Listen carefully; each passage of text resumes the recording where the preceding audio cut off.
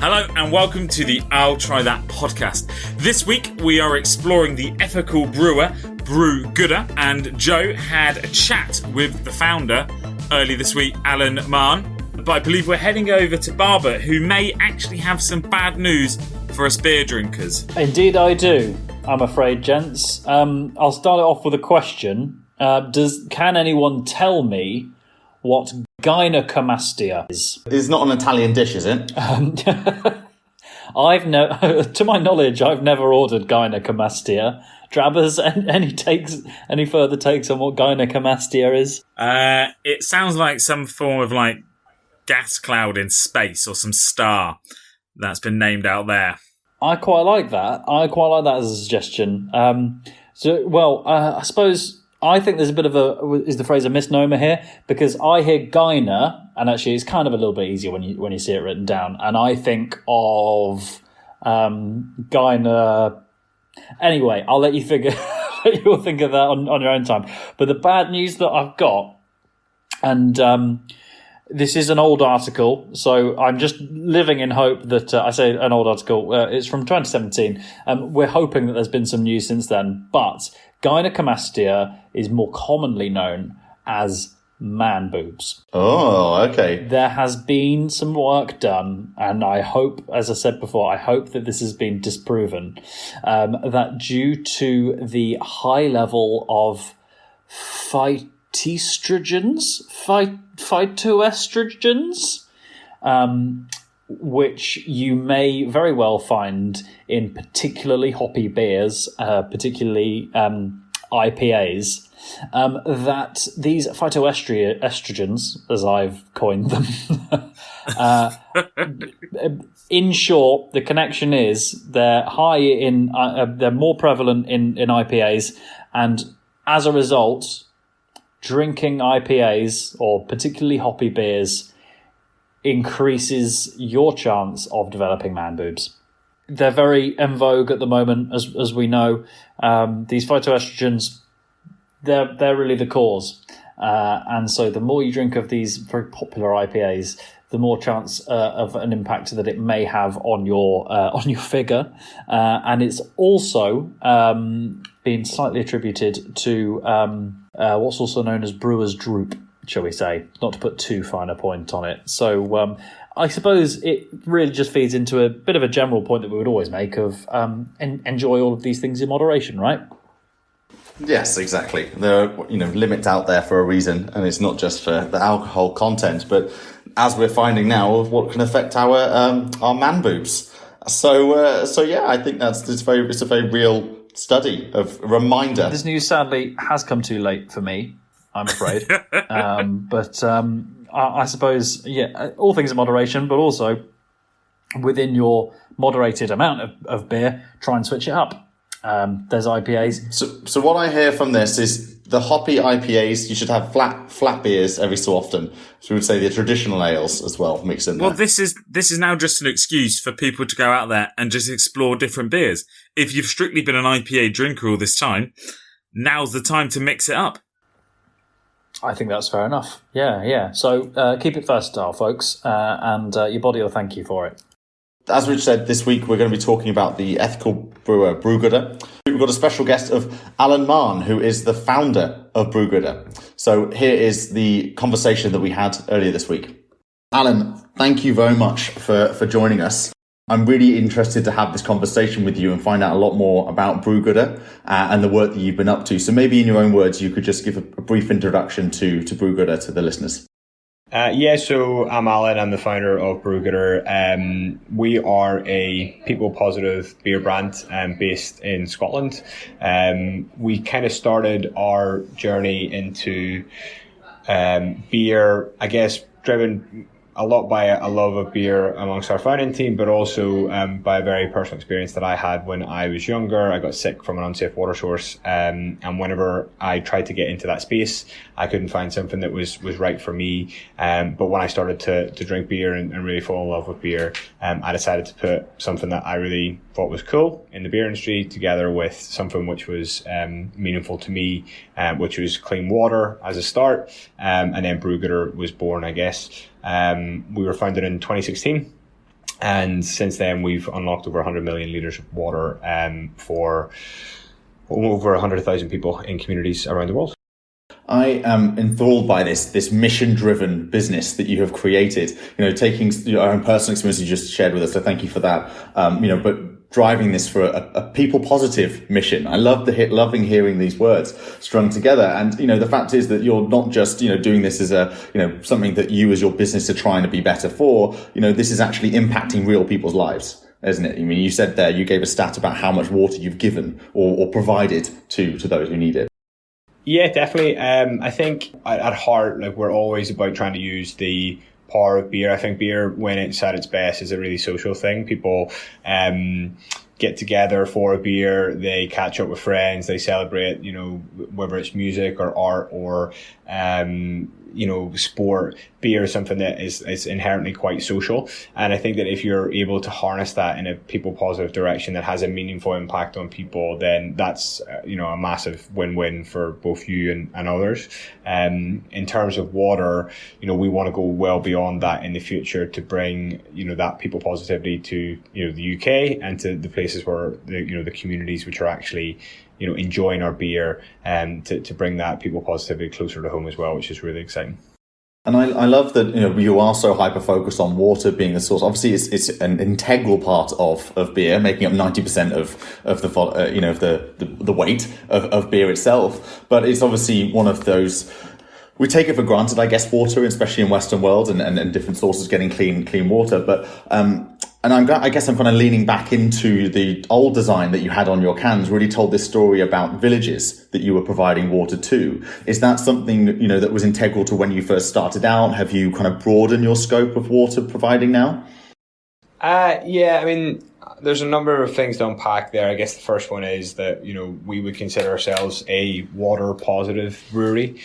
We do use water, obviously, like other breweries do in the production of our beer, but we tend to work with the most sustainable breweries around, the UK, certainly, to make sure that the water footprint of the brewery is massively dwarfed by the water outcome of the projects that we undertake. So, each can or pint of our beer through the process of funding clean water projects unlocks 100 times that amount on those projects. So there's a massive net benefit from a water point of view, but water is obviously a huge input into it. When we come to look at, the design and the evolution of what Brewgooder has looked like, we definitely were, I guess, inspired by some of the early projects that we did. I know our session IPA used to be called Chaluzi, which was a phonetic spelling, if you like, of the first ever project that we undertook, and we did take a lot of inspiration from particularly Malawi. But one of the things that we as a company, I guess, decided to do was that we didn't want to commoditize the places that we impacted, and we didn't want to use them as selling tools or anything. And actually what was, I guess, a pretty innocent and naive approach to our can design actually could have had negative connotations. So one of the things that we wanted to do was to actually focus on the waves of positivity that were created through having Brewgooder beer. And we replaced that illustrative style, which lent heavily on appropriating imagery from those communities, and actually turned it into a very, very basic wave pattern that just said, by being part of this, you're creating waves of positivity around the world. So that change has almost come kind of as we've matured as individuals who are in charge of the brand direction, and as I think sensitivities around how people are portrayed, especially people in developing countries and people of colour who are the beneficiaries, I guess, of a lot of the work that we're doing. The sensitivity to that is definitely something that we took account of as we grew up as a brand, I guess. Well, that makes perfect sense. As you said, it's kind of a new stage of your growth as an organization, and the pack certainly reflects that. And personally, I mean, the simplicity of, as you said, this kind of wave, almost kind of wave pattern that you're bringing across your cans, it lets the story speak for itself. People who are intrigued by this, it's going to stand out on shelf because of its simplistic nature. You're using color to kind of help people navigate through your different products, but there's a real story behind it. And I know the back of pack is kind of a key area for you, but there's also a QR code that people can use to get on and find more information about it. Now, you mentioned about collaboration, kind of working with other sustainable businesses. Can you kind of shed a bit more light on that? Yeah, we have a fully distributed brewing model, which means that we don't actually use our own brewing capacity. We think there's a lot of spare capacity within the brewing industry. There's lots of breweries who have maybe got more capacity than they need for their own lines, and we tend to work with them to effectively make it as efficient as possible to really reduce the carbon footprint that goes into, I guess, creating a brewery from scratch and then having to maintain that. We actually think that there's a greener and more sustainable way to work with other partners. So we work with partners like Brewdog, like Williams Brothers, like 4Pure, and we've actually collaborated with over 152 different breweries around the world in 2020 as part of a campaign to kind of get to increase the impact from a water point of view by working with the brands that we admire and the breweries that we admire from, I think it was 20 different countries. So that's kind of our model. And I think that the benefit of that is that everyone that we work with is constantly pushing towards their own green credentials and their own green processes. So we get the opportunity to really evolve our own practices by, I wouldn't say piggybacking, but certainly sharing the greener initiatives that other breweries that they use. I think you hit the nail on the head there. It's about sharing, collaborating. It's about sharing pooling resources almost. That's the sustainable future. That's how you look at what, as you said, there's people who are brewing, but they've got space for brewing, that's underutilized. I mean, that's just wastage if they're not using it as well. So they need to partner with people like yourselves who have a broader message that you've got the brand out there that can help drive and, focus on different areas. I love hearing that there is, this level of collaboration, and it's something a breath of fresh air, I think, in the brewing industry over recent years. I think we've heard a lot more of similar stories like yourselves where, brewers are more open to working and collaborating with each other rather than being, kind of protectionist of their world. It does feel like the category's opening up a little bit. Definitely. I think one of the things that I am really impressed by in the brewing industry is how much people are willing to share their brands, their brewing space, their tap rooms, their can space, whatever it looks like, their opportunities to get out in front of consumers, that people share that space and are extremely collaborative. And I think that's one of the hallmarks of the craft beer part of the market, as opposed to the larger sort of beer brands, that people are willing to work with each other. And I think increasingly one of the directions I'd love to see it going in, because we tend to have lots of requests from out of category collaborators that want to actually use beer as almost like a currency or a language to speak to consumers, to not just to introduce them or to have touch points for their brands, but to also do some really cool things from a sustainability point of view. So one example of that is we work with Passenger Clothing, and they're a really sustainable brand within the UK. From they make outdoor clothing, I guess, for spring and summer and winter and all in between.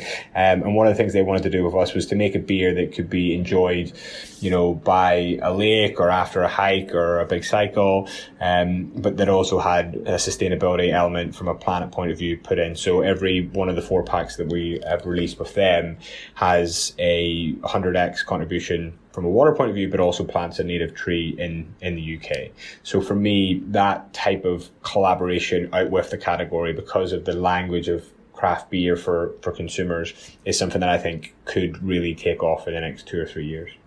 I love that from a brand point of view, that you're working and working with like-minded individuals, but as you said, out of category. When I think first off about other brands that are doing in a similar space, it's very product driven. So thinking of the likes of Toast, very similar organisation to yourself in that it's B Corp certified, it's got a cause, but they kind of tend to work with like the likes of Warburtons, for example, who have waste bread. Theirs is all about wastage of bread and food.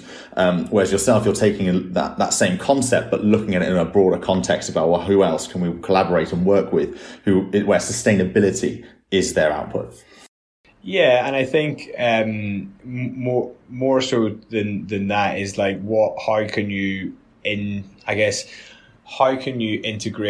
what other people want to see, what other people's visions of a better world or a better planet or more people positivity are. So I think in 2022, we're looking to develop not just, the water side of things and do more and more projects like that, but how can we work with others, or how can we originate ideas within our team that actually bring a lot of that people positivity closer to home or in different categories of impact, if that makes sense. And I think if you've got, we don't just, as a team or as a brand think that water is the be all and end all. We know it's the foundation of life on the planet. We know that it, for those who don't have it, it's probably the most empowering thing you can provide for them. But there's other things we care about, whether it's inclusion and diversity, which we're making sort of strides in, we hope, over the next wee while, or if it's compassion and kindness, or just, I guess, a way to cement like social fabric. Like one of the things we're most proud of, it probably isn't even a water related project. It's our One on Us campaign. Last year at the start of lockdown, we allowed drinkers to buy beers for NHS workers, write them a note, and then NHS frontline workers could come on through a sort of portal and claim those to have them delivered during lockdown whenever they were sort of coming off their shifts. And that was hugely popular. 28,000 beers were sent around the UK. And that for us was all about showing solidarity and the power of beer as a gift, as a thank you, that if we had have only been obsessed with water, we would have missed that opportunity to do something really, really cool for both the drinker who's buying the beer and the eventual recipient. Now, talking about all of this positivity and, how you're you've built your business from this, single mindset of positivity from the ground up. Talk to me a bit about B Corp status and what that meant to you to kind of achieve that, and then what the continued success you're seeing, I think, from the B Corp world. Yeah, so we got B Corp certified in, I think it was 2018. And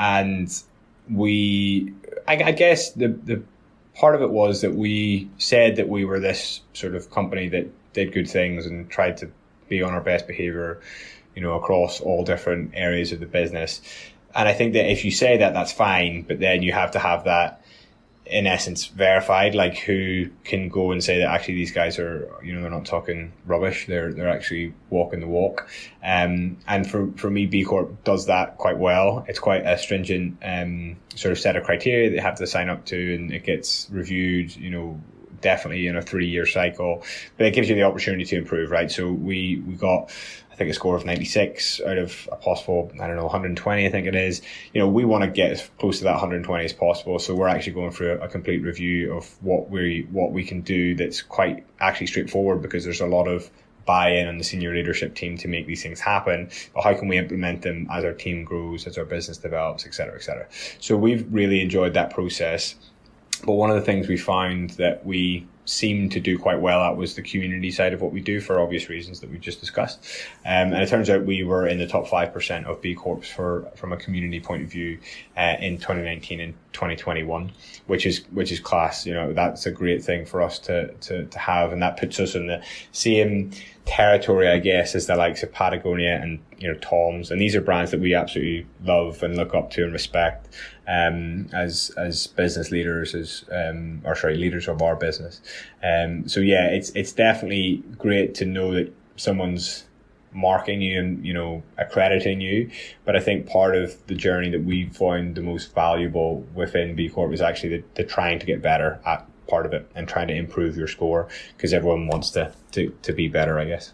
Yeah, it's continuous improvement, as you said, and and that sounds like the recipe for success for the next stages and the next growth of B Corp. I mean, you mentioned there about growth of team. You talked about these, kind of the broader areas that you're looking at. Is that what we're to expect if we're looking future focused about Brewgooder?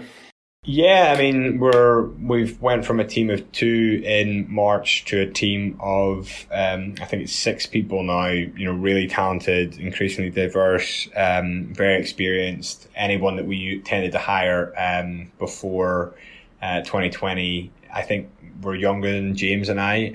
James Hughes, the other co-founder, and now we're tending to hire people who are slightly older than us, who have more wise heads on their shoulders and can focus on one thing at a time, which we can't do.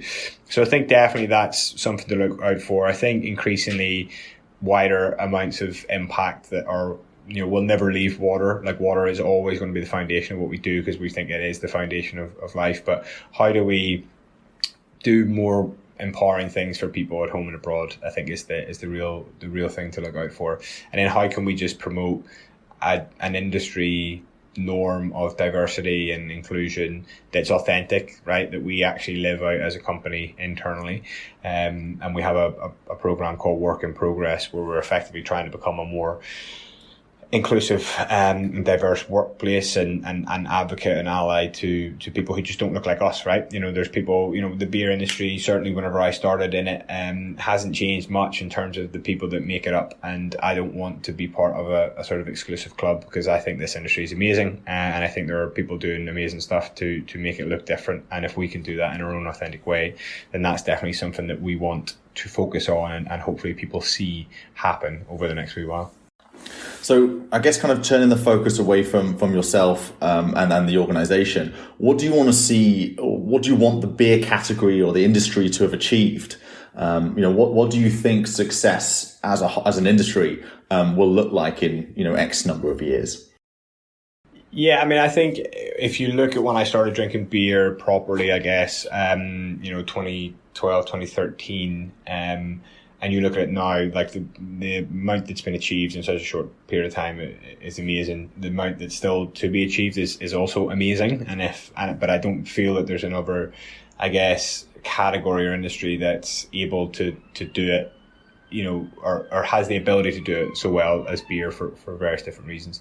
I think that there's going to be a general recognition that the brewing process is going to become greener. It's going to be almost sort of synonymous. I think you're already seeing lots of people, say that they're carbon neutral, carbon negative, all these types of things. And I think that will just become a language for beer, particularly for craft beer. I think at the larger scale, people like Budweiser, I know Heineken, Carlsberg, they're all pushing on this planet focus, whether it be conservation of wildlife, whether it be green electricity to power breweries, whatever it looks like. I think that the investment that will go into that and the creativity of communicating that to consumers will do a really amazing job.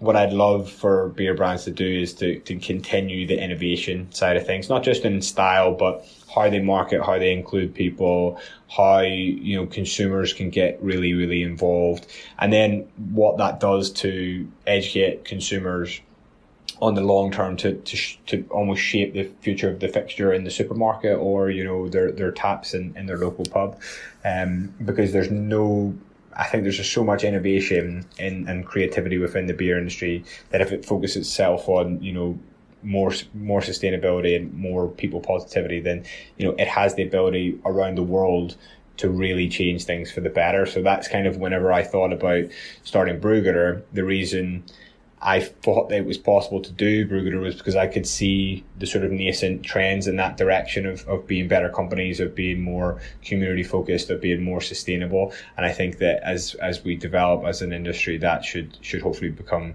easier to achieve for everybody. I think building on that, I think the consumers are looking and holding companies to account for these kind of sustainability practices, this diversity, inclusion, the education, I guess, in these spaces on a consumer side of the point has increased dramatically over the last few years.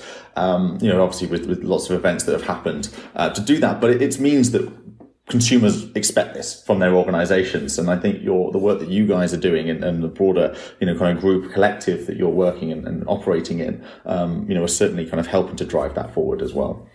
Yeah, definitely. And I think consumers aren't like, I don't know what the sort of behavioral model would have been where you're just basically presenting consumers with nice images and stuff and what they'll believe, whatever you tell them.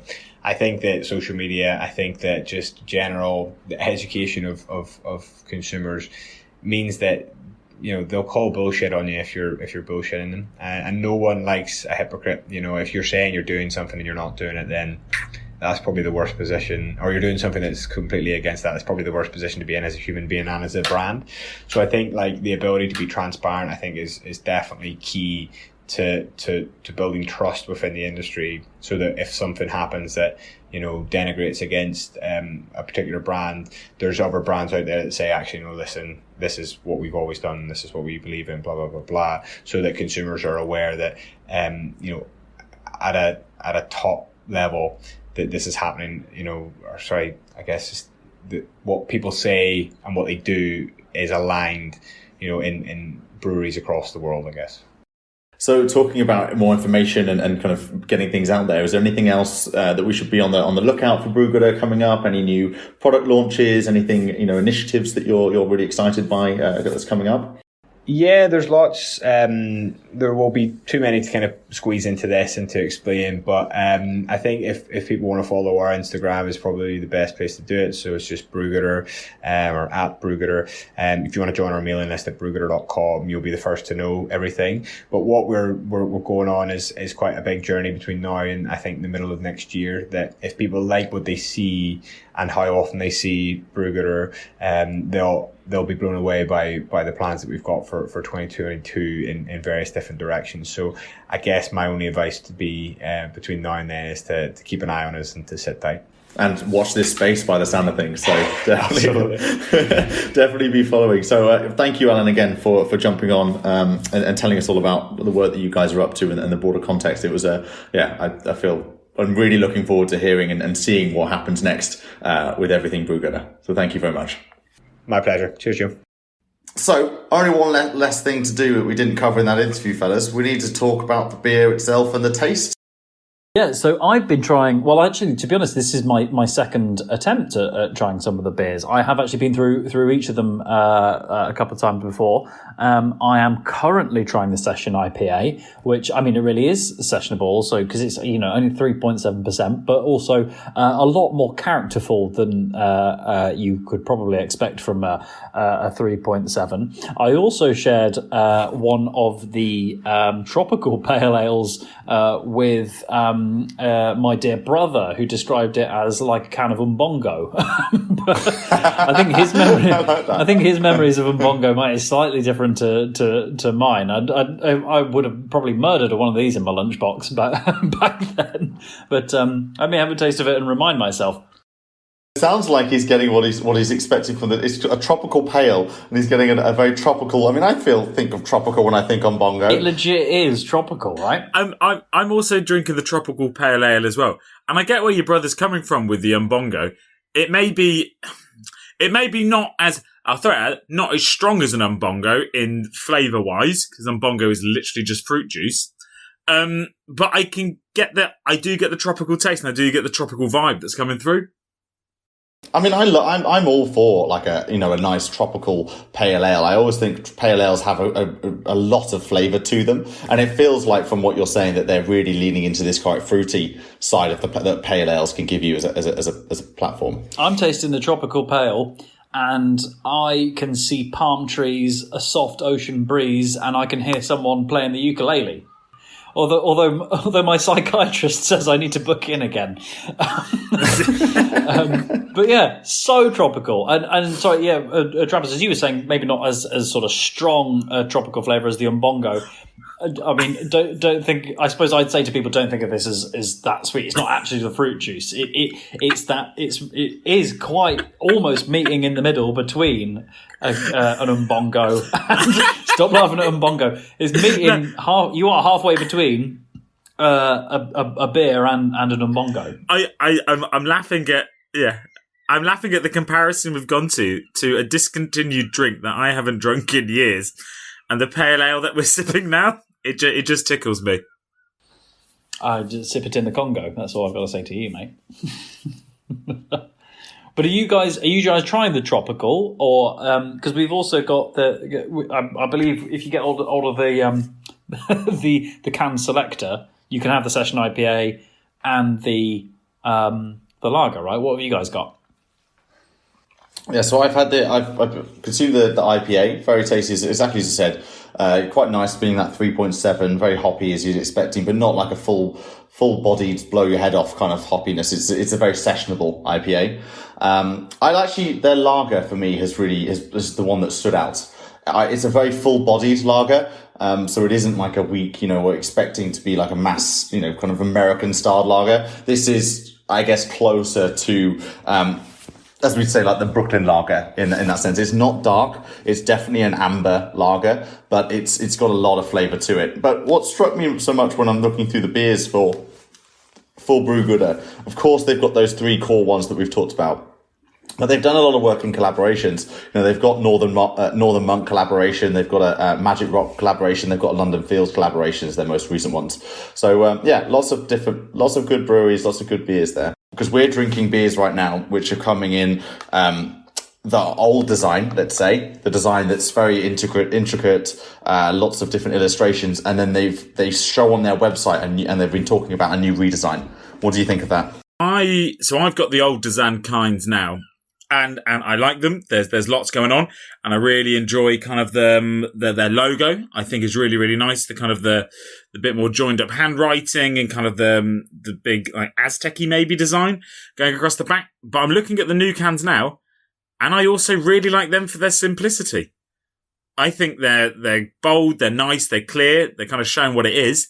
I honestly think I prefer the new designs to their old design.